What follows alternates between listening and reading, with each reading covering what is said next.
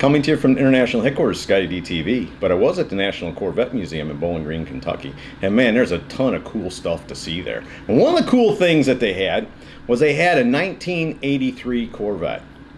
I know, right? For forever. It's like, you know, that was the year that GM skipped. They made it in 82, and then they came out with a new generation C4 in 84.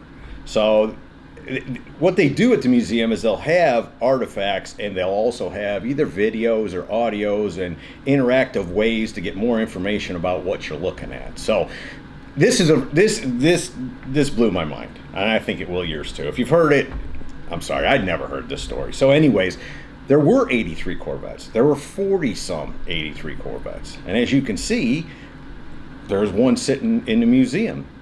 Just one. There's one left. So here's how the story goes. GM gets behind in designing a new Corvette, launching a new Corvette. By the time it gets to tuning, where the guys are going to be getting suspension right and the motor, the engine performing right and all that, they just run out of time. And at some point, GM pulls the plug on the 83 and says, we're just going to launch it in 84. So they have 40-some of these 83 Corvettes sitting there, and General Motors sends a crusher and orders for them all to be crushed.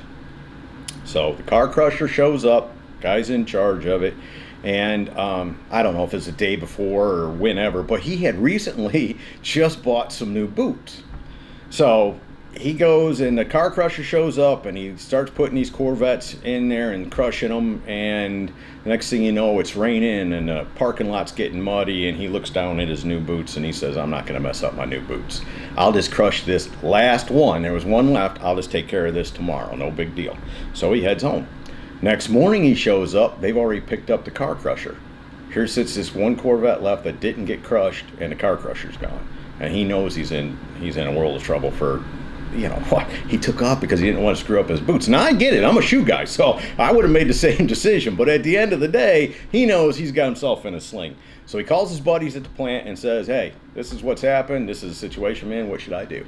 They all agree that, hey, we worked hard on this car, and if there's one left, we're going to do all we can to keep it for history. So they take it and they bury it under some pallets and tarps and junk out in the back of the parking lot. Years go by, a couple years go by, a few years go by. If you want the exact details, go visit the Corvette Museum. I'm just giving you the synopsis of the story. So a few years go by, they get a new plant manager. They're out there roaming the parking lot and checking out the facility, and they say, I don't know what that is over there, but let's get it cleaned up. Talking about this pile of debris. Well, it looked like a pile of debris in the parking lot.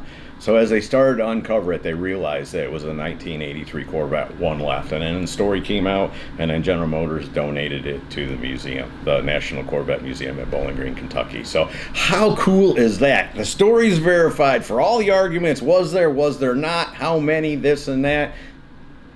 History says, General Motors says there was 40-some of them. They all should have been gone.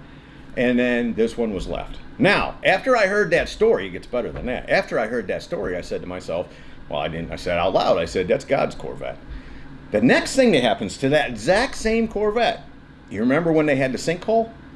They lost a bunch of Corvettes down in a sinkhole, historical Corvettes down in a sinkhole. We'll have a story on that. I'm going to do a feature just on that part of the Corvette. But anyways, this car was like 4 feet from going in that sinkhole. Fire department's got it closed down. Nobody can go in there. They beg, they plead, they tell them that's the only one. There's no way to replace it. If it goes down in a hole, it'll be gone forever. The fire department agrees to let them go in there and secure it, get it away from the hole so it doesn't go on the hole, so it's saved again. So the car actually got saved twice, and that's why I say it's God's Corvette.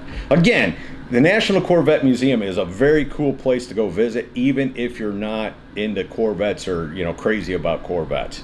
Just for the history of it. They've got so many cool things. Make sure you follow the channel, subscribe to it, follow me on Facebook, because I'm going to be putting a bunch of videos together that I shot over there. I don't know how many. I was so excited to get this story out, I wanted to put this video together first. So anyways, there was an 83 Corvette. It's at the National Corvette Museum in Bowling Green, Kentucky.